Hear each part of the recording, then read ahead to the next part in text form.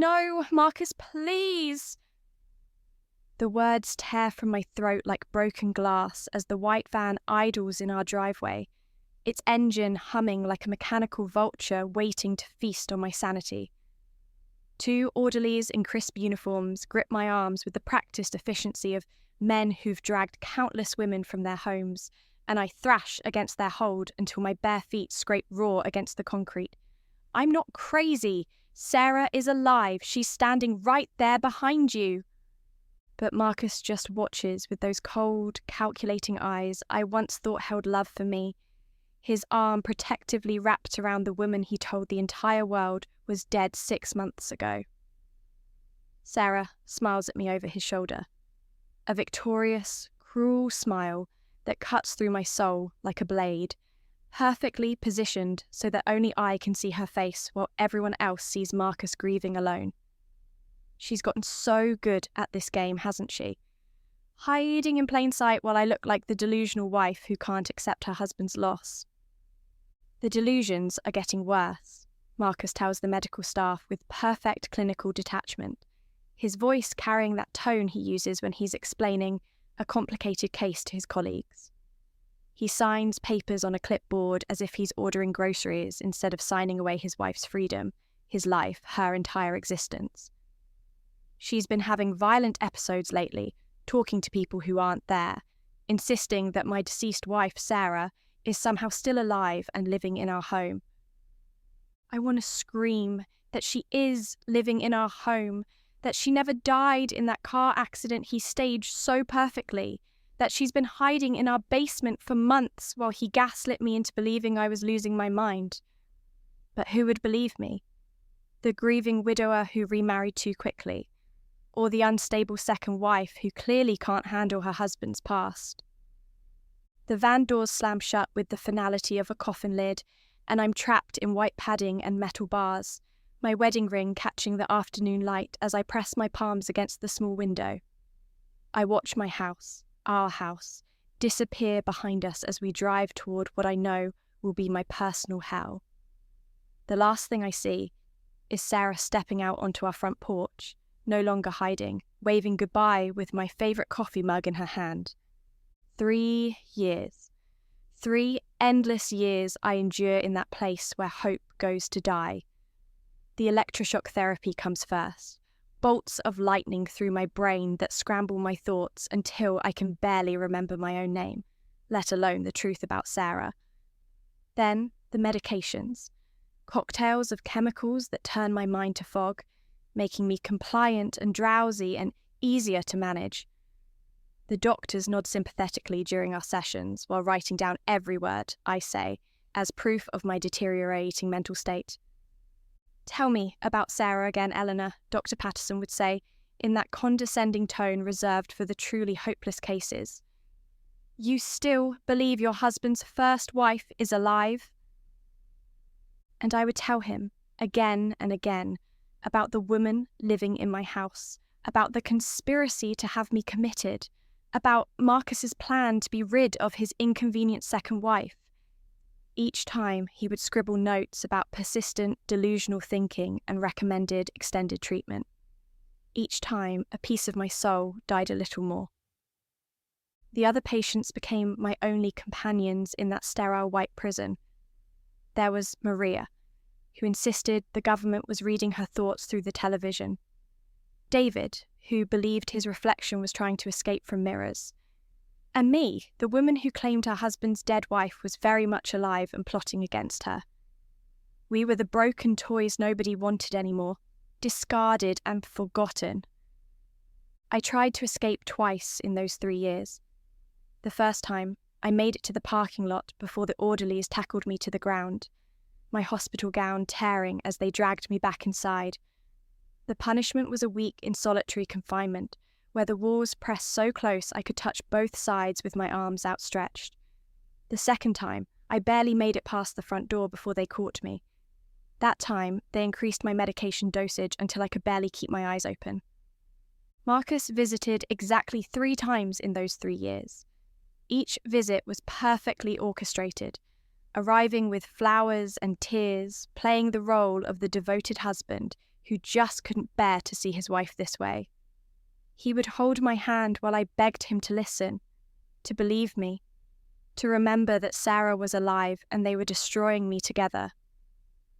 "I miss the woman you used to be," he whispered during his last visit, his thumb stroking across my knuckles.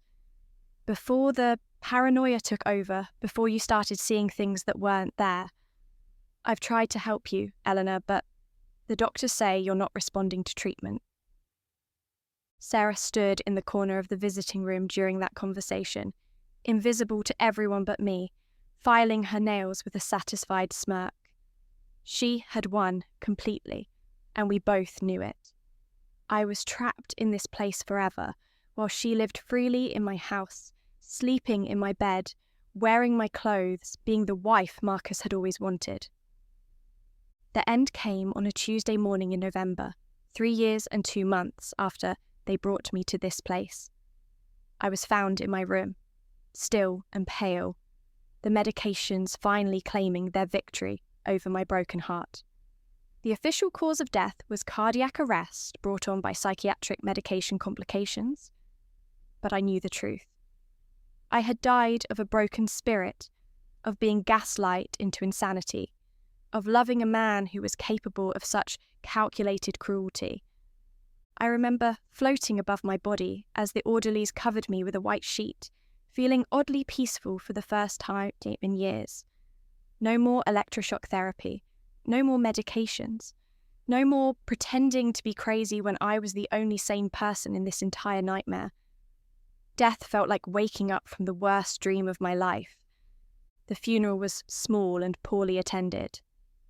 Marcus played his part perfectly, sobbing into a handkerchief while Sarah stood beside him in a black dress that used to hang in my closet. They buried me in a cheap wooden casket in the back corner of Greenlawn Cemetery, with a headstone that read, "Elena Morrison Hartwell, beloved wife, may she find peace." But here's the thing about death. Sometimes it's not the ending you think it is. Sometimes it's just the intermission before the real show begins. I watched from somewhere beyond as Marcus and Sarah walked away from my grave hand in hand, finally free to love openly now that the inconvenient wife was gone forever. They looked so happy, so relieved, so completely unaware that their story was far from over. Sarah had taught Marcus the art of psychological warfare, but she had also taught me. Every game she played, every manipulation tactic she used, every way she bent reality to her will. I had been an unwilling student in her masterclass of revenge. They thought they had won. They thought they were free. They thought Eleanor Morrison Hartwell was gone forever, buried 6 feet under with her accusations and her inconvenient truths. They were wrong about all of it, because death wasn't my ending, it was my awakening. And when I opened my eyes again, I was 25 years old, standing in my small apartment with my psychology degree fresh on the wall and a heart full of memories that hadn't happened yet. The calendar on my desk read March 15th, 2015, exactly 10 years before Marcus would walk into that asylum and sign my death warrant. This time I knew exactly what was coming. This time I would be ready. This time I was to be the one holding all the cards. The first thing I did was burn every photo of Marcus I had in that tiny apartment. I watched his face curl and blacken in the flames of my kitchen sink, feeling a satisfaction I hadn't experienced in my previous life. This time, I wouldn't be the naive psychology graduate who fell for his charm at the university mixer. This time, I knew exactly what Dr. Marcus Hartwell was capable of, and I had 10 years to prepare for our inevitable reunion. But first, I had to disappear completely. Eleanor Morrison couldn't exist in this timeline, not if I wanted to catch him when he least expected it. I withdrew every penny from my savings account, sold everything I owned, and moved 3 states away to California. I enrolled in graduate school under my middle name Catherine, using my grandmother's maiden name, Morrison. To the world, Eleanor Morrison had simply vanished after college, another young woman who decided to start fresh somewhere new. The next 2 years were a blur of intensive study and careful planning. I threw myself into psychology with a vengeance, specializing in trauma therapy and psychological manipulation. Every case study I read, every research paper I absorbed, every technique I learned, it all fed into my growing understanding of the human mind and how to break it. My professors were amazed by my insights into gaslighting and psychological abuse. If they only knew where my expertise truly came from. I graduated summa cum laude with my doctorate in clinical psychology, and by the time I was 28, I had established myself as Dr. Catherine Morrison in a small but prestigious practice in downtown Seattle. My specialty was treating victims of psychological abuse, and word spread quickly about the young therapist who seemed to understand trauma on a level that went beyond textbooks. But I wasn't content with just building a practice. I was building a reputation, a network, a trap. I published papers on gaslighting techniques used by narcissistic abusers. I spoke at conferences about the long-term effects of psychological manipulation. I became the go-to expert for cases involving complex trauma and mental warfare. Every accolade, every professional recognition, every glowing review was another thread in the web I was weaving. During those years, I kept careful tabs on Marcus and Sarah. From my anonymous perch 3 states away, I watched their lives unfold exactly as I remembered. Marcus was climbing the ranks at his psychiatric practice, building his reputation as a compassionate doctor who specialized in treating delusional patients. Sarah remained officially dead, of course, but I knew she was living in the shadows of their life together, probably in that same basement where she had hidden during my first timeline. I watched him court other women, always following the same pattern. He would sweep them off their feet with his charm and intelligence, move them into his house quickly, then begin the slow process of isolating them from their friends and family. But he was more careful now, more subtle. He had learned from whatever mistakes he made with his previous victims. The hardest part was waiting. Every fibre of my being wanted to expose him immediately, to call the police and tell them about Sarah's staged death and Marcus's systematic abuse of women. But I knew that without proof, without evidence, I would just be another unstable woman making wild accusations against a respected doctor. I had to be smarter than that. I had to be patient. By the time I turned 30, I had moved my practice to a beautiful high-rise office in the heart of the city. The plaque on my door read, Dr. Catherine Morrison, PhD, Trauma and Psychological Recovery Specialist. My waiting room was filled with testimonials from grateful patients, articles about my groundbreaking work, and awards from various psychological associations. I had become exactly what I needed to be, the most respected trauma therapist in the region. I also started attending the same professional conferences that Marcus frequented. I made sure to be visible, to be memorable, but never too close. I wanted him to hear my name in passing, to see me across crowded hotel lobbies, to know that Dr. Catherine Morrison was someone important in his field. But I was always careful to avoid direct contact. The timing had to be perfect. The breakthrough came when I was 32. I received a call from Dr. Jennifer Walsh, a colleague who worked at the same hospital where Marcus had privileges. She was referring a patient to me, a woman named Lisa Chen, who had been hospitalized after what appeared to be a severe psychotic break.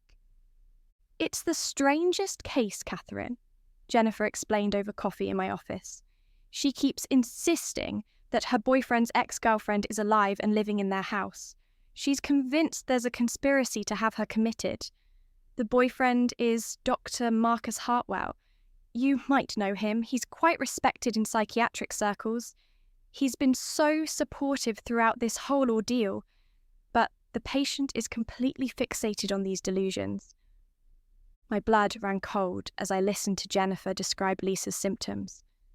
It was my story all over again, playing out exactly as I remembered it would. Marcus had found another victim, another woman to gaslight into insanity, but this time I was in a position to do something about it. "I'll take the case," I said immediately, trying to keep my voice steady. "When can I see her?" Lisa Chen was a brilliant software engineer who had fallen for Marcus's charm just as I had. When I met her in the hospital's psychiatric ward, I saw my younger self in her eyes. The confusion, the desperation, the growing awareness that no one believed her truth.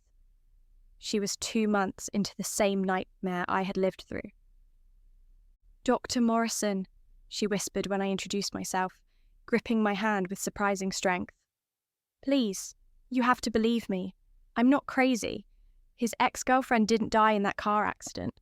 She's living in our house and they're working together to make me think I'm losing my mind." I looked into her eyes and saw my own reflection from 10 years in the future. "Tell me everything, Lisa. Start from the beginning." For the next hour, she told me about Sarah's death, about the strange sounds in the house at night, about items moving when she wasn't looking, about Marcus's gradual shift from loving boyfriend to concerned caregiver. Every detail matched my memories perfectly. History was repeating itself, but this time I was the one with the power to change the outcome. "Lisa," I said softly, leaning forward in my chair, "I believe you, and I'm going to help you prove it." The plan I formulated was simple, but required perfect execution. I would treat Lisa officially, documenting her recovery from her delusions while secretly gathering evidence of Marcus and Sarah's conspiracy. I would use my reputation and credentials to slowly build a case that would destroy them both. But I had to be careful. One wrong move, one moment of recognition from Marcus, and everything would fall apart. I had to play the role of the compassionate therapist while hiding the fact that I knew exactly what they were doing because I had lived through it myself. The first step was getting Lisa released from the hospital. I wrote a carefully worded report stating that while she had experienced acute stress-related symptoms, she was responding well to therapy and posed no danger to herself or others. Marcus was initially resistant to her discharge, but my reputation carried weight. Dr. Catherine Morrison's patients didn't stay hospitalized longer than necessary. Once Lisa was out, I began the delicate process of gathering evidence. I installed hidden cameras in her purse, taught her how to document the strange occurrences in the house, and most importantly, I helped her maintain her sanity while she lived through the psychological torture I knew so well. "You're not crazy, Lisa," I would tell her during our sessions. "What you're experiencing is real, and we're going to prove it." Meanwhile, I began reaching out to my network of colleagues, asking subtle questions about Dr. Marcus Hartwell. I discovered that Lisa wasn't his first victim to be hospitalized for delusions about dead ex-girlfriends. There had been others, women who had mysteriously disappeared from his life after brief psychiatric hospitalizations. 3 months into Lisa's treatment, I finally got the evidence I needed. One of the hidden cameras caught Sarah moving through the house while Lisa was supposed to be alone. The footage was clear, undeniable proof that Sarah Chen was very much alive and participating in the systematic psychological abuse of another woman. But I didn't turn over the evidence immediately. Instead, I used it as leverage to orchestrate the next phase of my plan. I contacted Marcus directly, requesting a consultation about Lisa's case. It was time for our first face-to-face meeting in over 10 years. He walked into my office on a Tuesday afternoon, confident and composed, with no idea that he was stepping into a trap 10 years in the making. I had changed enough that he didn't recognize me immediately. The confident posture, the expensive clothes, the authoritative presence of a successful professional. To him, I was just Dr. Catherine Morrison, the renowned trauma specialist who was treating his girlfriend. "Dr. Morrison," he said, extending his hand with that same charming smile. I remembered so well. Thank you for seeing me. I'm quite concerned about Lisa's progress. I shook his hand, feeling the same calluses on his fingers that used to trace patterns on my skin when I thought he loved me. Please, have a seat, Dr. Hartwell. I think we have quite a lot to discuss. As he settled into the chair across from my desk, I opened Lisa's file and pretended to review my notes. Inside, I was screaming with the satisfaction of finally having him exactly where I wanted him. But on the outside, I was the picture of professional composure. I have to say, Dr. Hartwell, Lisa's case is quite fascinating. Her delusions are remarkably detailed and consistent, almost as if... I paused, letting the implications hang in the air. Almost as if they were based on real experiences. Something flickered in his eyes, just for a moment, before the mask of concern slipped back into place. I'm afraid I don't understand what you're suggesting, Dr. Morrison. I leaned back in my chair and smiled. Oh, I think you understand perfectly, Marcus. The question is, are you ready to hear what I've discovered? The colour drained from Marcus's face as I reached into my desk drawer and pulled out a manila folder, thick with photographs, documents, and video stills. His confident facade cracked like ice under pressure, and, for the first time in over a decade, I saw fear flicker across his features. You see, Marcus, I continued, spreading the evidence across my mahogany desk like a dealer laying out cards. I've been very thorough in my investigation of Lisa's case. These photographs show a woman who looks remarkably like Sarah Chen moving through your house, the same Sarah Chen who supposedly died in that tragic car accident 18 months ago. His hands began to shake almost imperceptibly as he stared at the images. I don't know what kind of game you're playing, Dr. Morrison, but those could be doctored, manipulated. Could they? I interrupted, pressing play on my laptop. The video footage filled the screen. Crystal clear images of Sarah making herself coffee in his kitchen while Lisa was at work. This was taken last Tuesday at 2:47 p.m. Lisa has an alibi for her whereabouts. She was in session with me. Marcus's breathing became shallow and rapid. The master manipulator was finally experiencing what it felt like to have reality shift beneath his feet. This is impossible. Sarah is dead. I identified her body myself. I planned her funeral. You planned a beautiful performance, I said softly, enjoying every second of his unravelling. The closed casket funeral, the grief-stricken widower, the tragic accident with a body burned beyond recognition. Except the body wasn't Sarah's, was it? Just some poor homeless woman who wouldn't be missed, whose DNA you contaminated the samples of before the authorities could run proper tests. The truth hit him like a physical blow. He slumped back in his chair, his face going grey. Who are you? I stood up slowly, walking around my desk to perch on the edge directly in front of him. I'm someone who understands your methods very intimately, Marcus. You see, I've been studying psychological manipulation for years.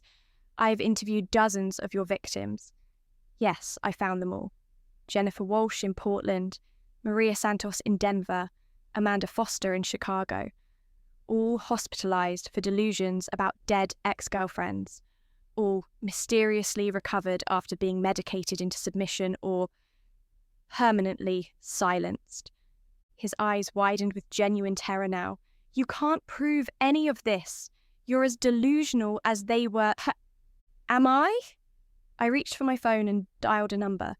Detective Rodriguez. Yes, this is Dr. Morrison. I am ready for you to come up now. The door to my office opened and 2 detectives walked in, followed by Lisa Chen, who looked healthier and stronger than she had in months. Marcus tried to stand, but his legs gave out beneath him. Dr. Marcus Hartwell, Detective Rodriguez announced, you're under arrest for conspiracy to commit fraud, identity theft, psychological abuse, and suspected murder in connection with the deaths of Amanda Foster and Jennifer Walsh. This is insane, Marcus shouted, his composure completely shattered. Dr. Morrison is clearly unstable. She's manufacturing evidence, conspiring against me. Actually, Dr. Hartwell, Detective Rodriguez smiled grimly. Dr. Morrison has been working with us for the past 6 months. Her investigation led us to Sarah Chen, who we arrested this morning. She's been very cooperative in explaining your little scheme. The blood drained from Marcus's face completely. Sarah would never... She loves me. Sarah loves herself more, I said quietly. When faced with charges for fraud, identity theft, and accessory to murder, she was remarkably willing to testify against you. It seems she kept detailed records of everything, including the murders you committed together. As the detectives led Marcus away in handcuffs, he turned back to look at me one last time. There was something in his expression, a flicker of recognition, as if he was finally seeing through the facade I had built. "Who are you really?" he whispered. I smiled, and for just a moment I let the mask slip. I let him see the woman whose life he had destroyed, whose sanity he had stolen, whose death he had celebrated. "I'm your patient, Marcus, the one who got away." His face went white as understanding crashed over him. He knew. In that instant, he recognized Eleanor Morrison beneath Dr. Catherine Morrison's confident exterior. But it was too late. Far too late.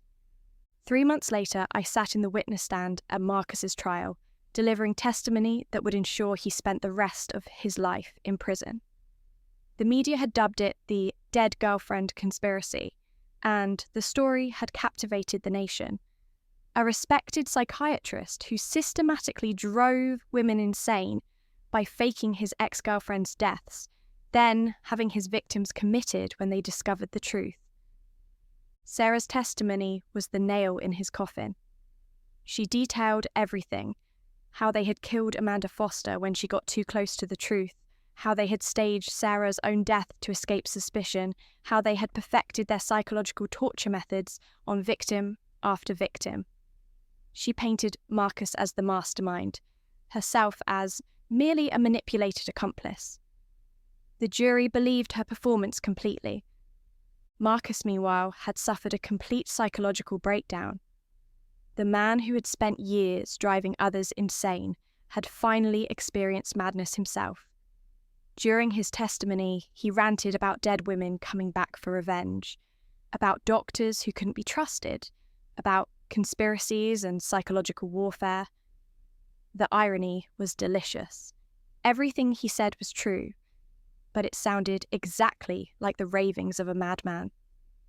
"Your Honour," his defence attorney argued desperately, "my client is clearly suffering from severe psychological distress. He needs treatment, not incarceration."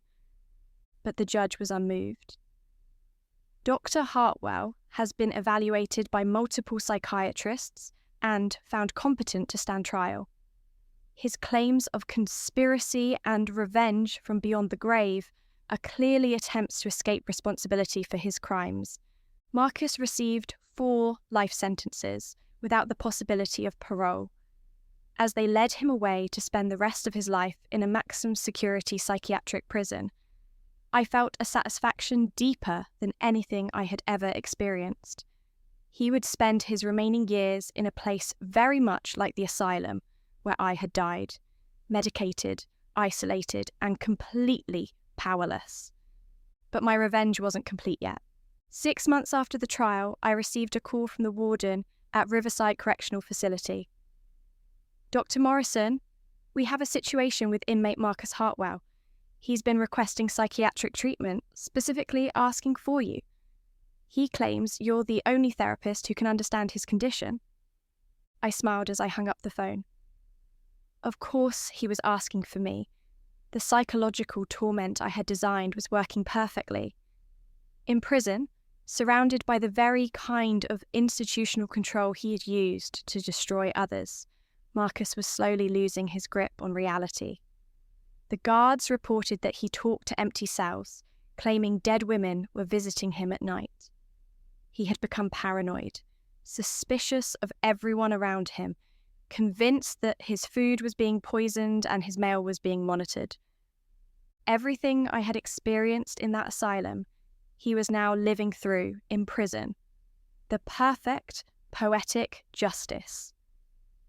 2 weeks later, I walked through the security checkpoints at Riverside Correctional Facility, my heels clicking authoritatively on the polished concrete floors.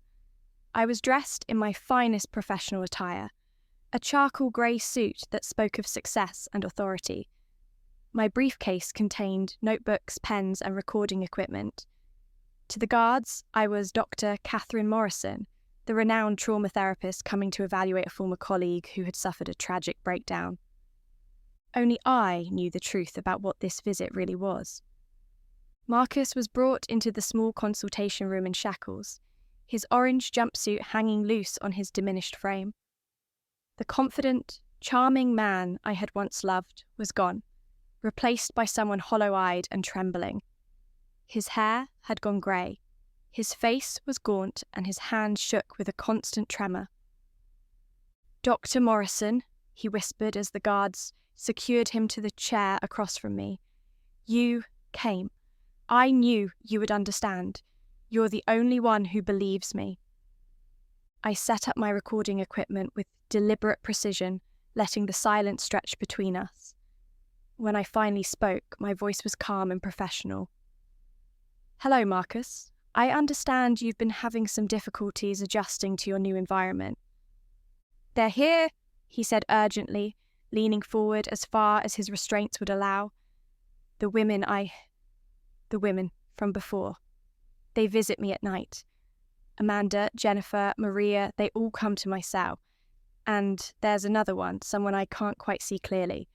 She stands in the shadows and watches me. I made a note in my pad, my expression carefully neutral. "Tell me about these visits, Marcus. When did they start?" "The first night I arrived," he said, his voice growing more agitated. "Amanda was standing at the foot of my bed, just staring at me with those hollow eyes. She didn't speak, just watched. Then Jennifer appeared beside her, and Maria. God, Maria looked exactly like she did the day she died." "And the fourth woman?" I asked, my pen poised over the paper. "The one in the shadows?" Marcus's face crumpled with something between terror and recognition. I think she's someone I hurt very badly, someone I destroyed completely. But I can't remember her face, can't place her name. She's the one who scares me the most because she feels familiar." I leaned back in my chair, savouring this moment I had waited over a decade to experience. "Marcus, I want you to look at me very carefully. Really look at me."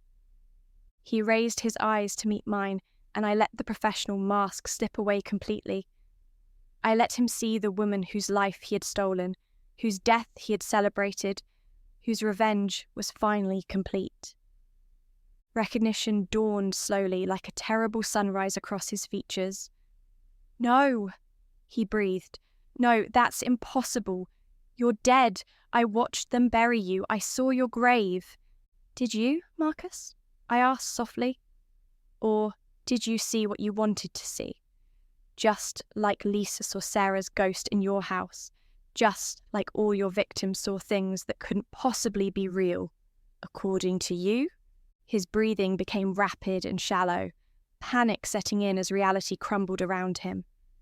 "This isn't real. You're not real. I'm hallucinating, having a psychotic break." "Am I?" I stood up slowly, walking around the table to stand behind his chair. "Or are you finally experiencing what it feels like to be gaslight by someone who knows exactly how to break your mind?" I leaned down close to his ear, my voice barely above a whisper. "Every night for the rest of your life, Marcus, you'll wonder if what you're seeing is real or just another hallucination. You'll question every shadow, every sound, every moment of peace. you'll live in the same hell you created for me. Except this time, there's no escape. No death to release you from the torment. I straightened up and gathered my materials, professional demeanour sliding back into place. I'll be recommending continued psychiatric observation, Marcus. I think you need very close monitoring. After all, we wouldn't want you to hurt yourself or claim that dead women are driving you to it. As I walked toward the door, he screamed after me, "Eleanor, please, I'm sorry. I'm so sorry for what I did to you. Please don't leave me like this." I paused at the threshold and turned back one final time. "My name is Dr. Catherine Morrison, Marcus. Eleanor Morrison died in that asylum 10 years ago, but her ghost? Well, her ghost is going to haunt you for the rest of your miserable life." The heavy door slammed shut behind me, with the finality of a coffin lid, and I walked away from Riverside Correctional Facility with my head held high. Marcus would spend the rest of his days in that place, never knowing if the dead women visiting him were real or imagined, slowly losing his sanity in the exact same way he had stolen mine. Some sins deserve forgiveness. Others deserve to be repaid in kind. And some ghosts refuse to stay buried until justice is finally served.